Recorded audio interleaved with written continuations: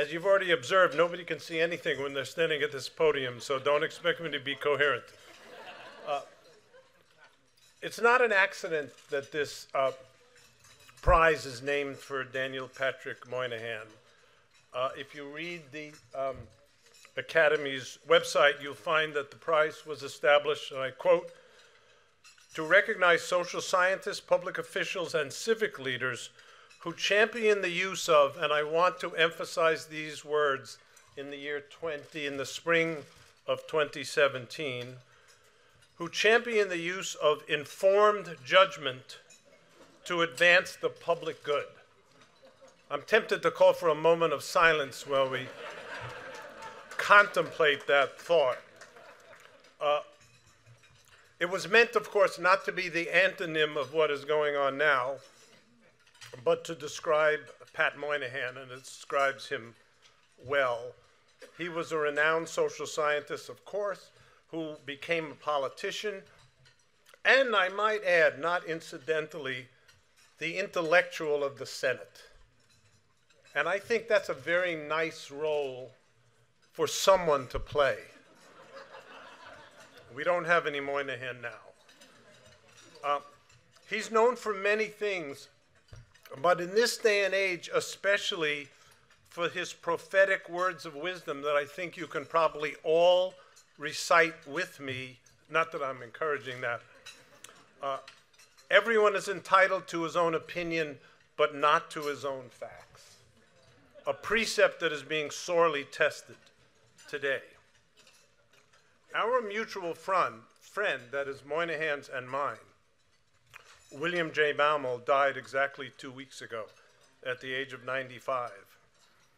And I was explaining to a reporter what Baumol's disease was and why it's important for people in government to understand Baumol's disease and what caused it and what its consequences are. And then he asked me a question. He said, are there any current politicians that understand it? And I couldn't think of a single one. I could only think of Pat Moynihan, who's no longer with us. But come to think of it, it's not such a bad idea to have a social scientist or two in Congress, right? I mean, in this room, I think we can get agreement on that. And I want to tell you, since we live in the same congressional district, if he ran for Congress, which I wouldn't advise, Alan, I'd be very delighted to vote for Alan Krueger for Congress. You can see your campaign committee is forming here. No, I said, Lisa, I didn't advise it. Alan's remarkable career, I should say career to date, for he's only 56, exemplifies the best aspects of this almost unique tradition we have in America. It's not quite unique. There are 200 countries in the world, so there's never only one country that does anything. But this unusual tradition of having people jumping in and out of government. This, by the way, is a really good time to jump out. Some of them come from business, some of them come from academia, as was the case with Alan. When Alan joined the Princeton faculty in 1987 with his freshly minted PhD from a northern university that I'm not supposed to mention, I thought he looked like a very promising prospect, and I was right. I was more right than I realized. 7 years later, in 1994-95 academic year, he left Princeton for a year to be the chief economist of the Labor Department. From 95 to 2009, he was back at Princeton, making, or extending, I guess I should say, an extraordinarily productive scholarly career, and really becoming a superstar scholar. In 2009, 10 for a year, or more than a year actually, wasn't it? 2 years, thank you. Alan went back to Washington as Assistant Secretary of the Treasury, which makes you the chief economist of the Treasury, which means a lot of things are on your plate. It's not mainly about labor economics. It requires a very Catholic view of economics and of policy. And if you can remember what the world was like in January of 2009, when Barack Obama became president of the United States, and think about that a little bit, you quickly realize that the chief economist of the Treasury had to quickly tool up on finance, which Alan did very well and became a minor expert on finance, which is not what you expect from a labor economist. After those 2 years, he came back to Princeton, but so briefly it was a blur. It was like one of these cars that go by. So was that Krueger that just went by?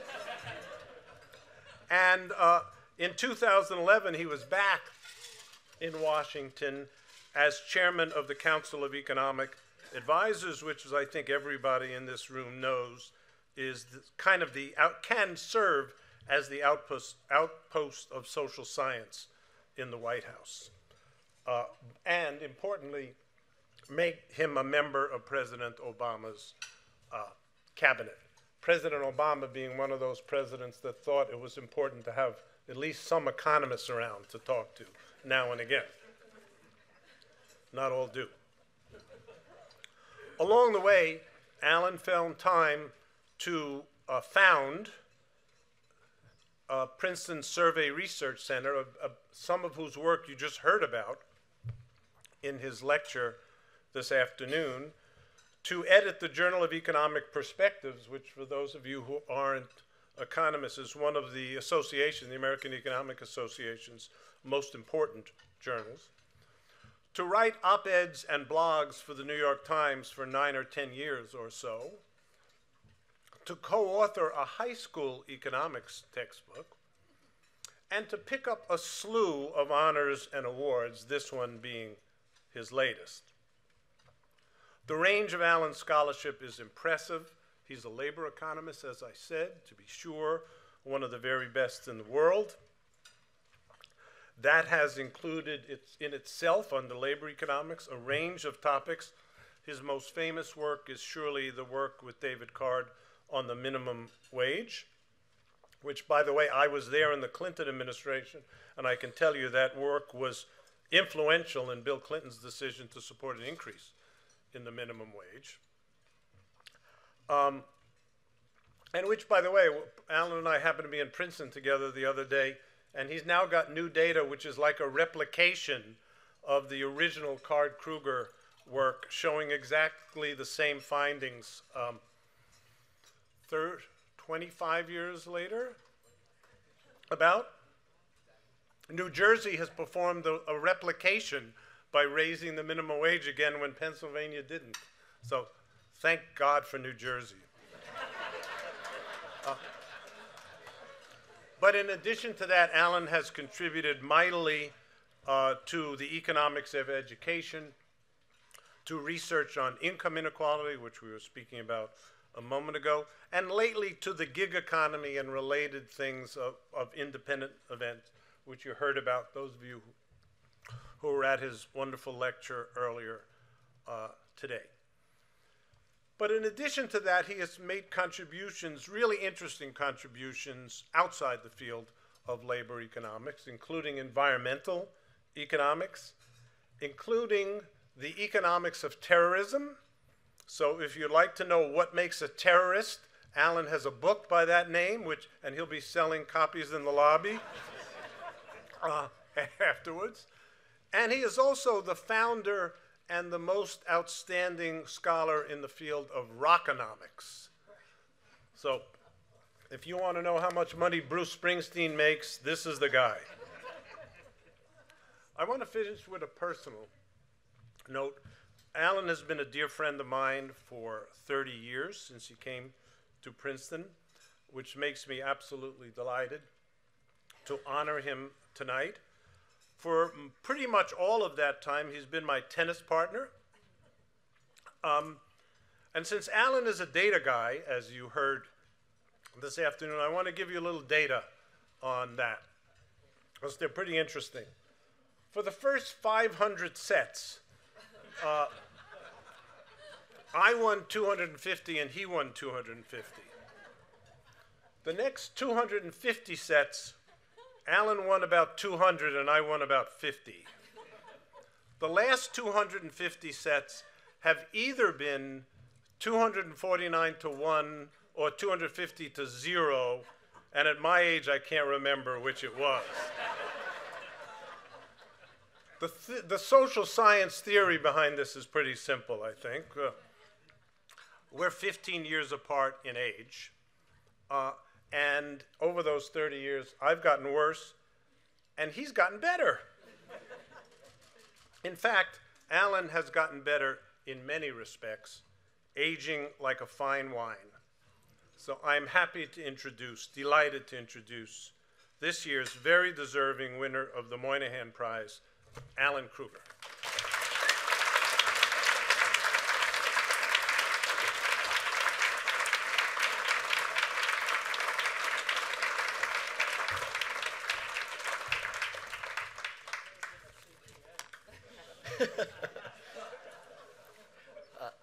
Let me start by thanking Alan for those wonderful words. As he mentioned, he's been a colleague, a mentor, a role model, and most importantly, he and Madeline have been friends for 30 years. Alan told me it was unfair when I started to take tennis lessons. I think that accounts for the change in those statistics. I also want to congratulate the new fellows to the American Academy. It's actually wonderful to be able to share the stage with all of you today. I've known Larry Bobo, Claude Steele, Margaret Levy, Tim Smeating, and Martha Minow for a long time and have admired all of your work. So it's a real honor to be here with you tonight. I was very proud when I was chosen for the Theodore Roosevelt Fellow. Well, now I'm starting to think it would have been better to be the Eleanor Roosevelt Fellow.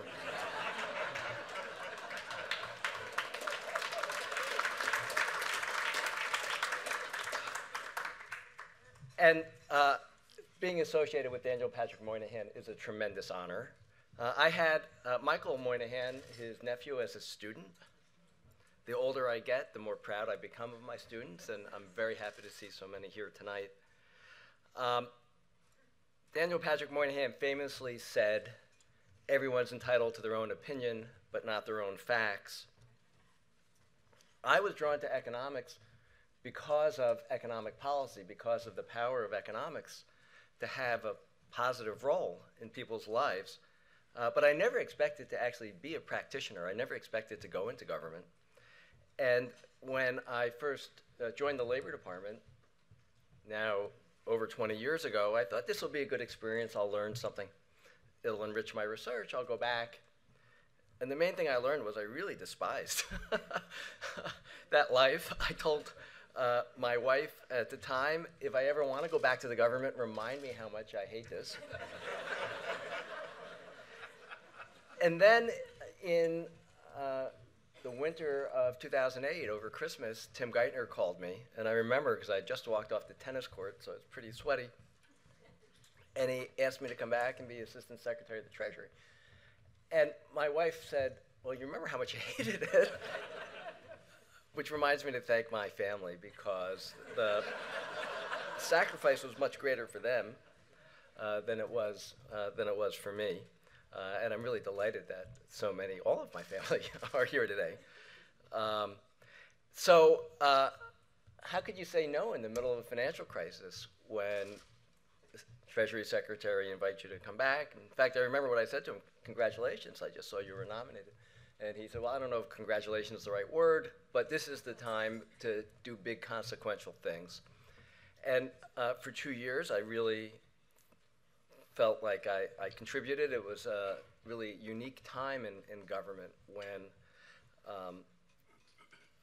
we had a lot of authority because of legislation that had already passed.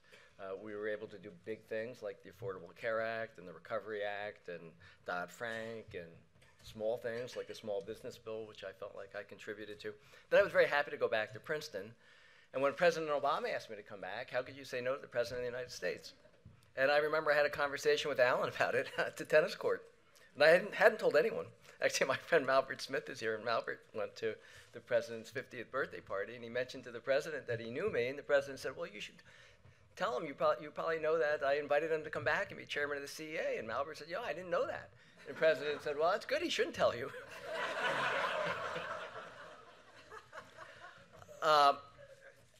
And I really thought I would spend my whole career doing what Daniel Patrick Moynihan advocated, which is collecting better facts. And not just kind of willy-nilly facts. What I focused on was how we can make comparisons. And I think a lot of what we learn by comparing different groups. And economics has sort of gotten away from that. So I became very interested in measurement issues.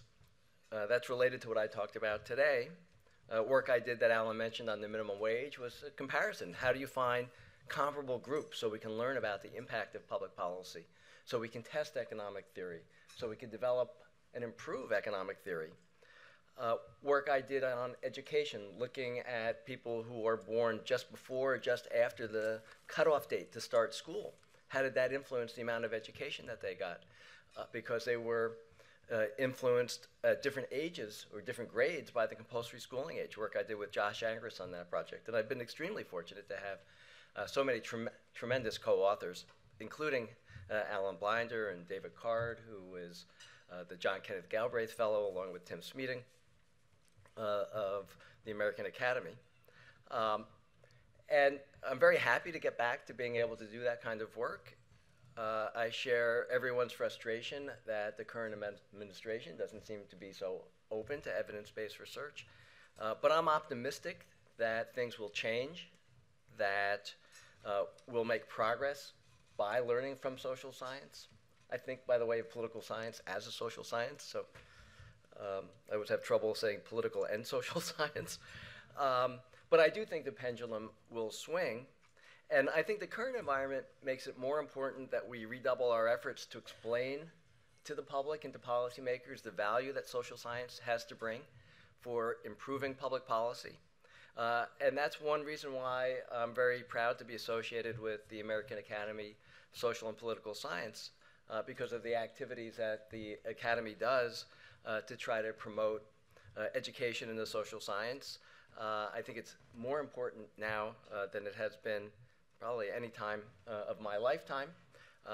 So I really wish the Academy well for at least another 125 years. I hope a lot more. And let me just conclude by saying how honored I am to be with all of you tonight to share in this, this wonderful honor. Thank you.